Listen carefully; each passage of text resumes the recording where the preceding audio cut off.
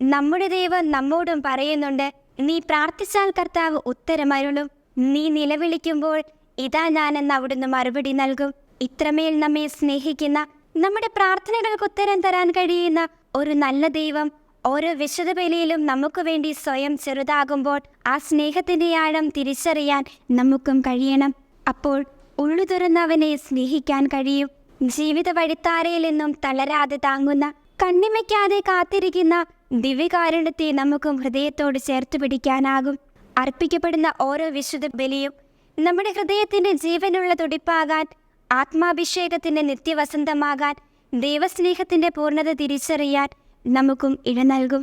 അപരൻ്റെ വേദനകളിൽ കൈത്താങ്ങാകാൻ, വേദനിക്കുന്ന ജീവിതങ്ങൾക്ക് താങ്ങാകാൻ, നൊമ്പരപ്പെടുന്ന ജീവിതങ്ങൾക്ക് പ്രതീക്ഷ നൽകുന്ന സ്നേഹത്തിൻ്റെ ദൂതുമായി കടന്നു ചെന്ന് ദിവ്യകാരുണ്യത്തെ ലോകത്തിന് പകർന്നു കൊടുക്കുവാൻ നമുക്കും പരിശ്രമിക്കാം.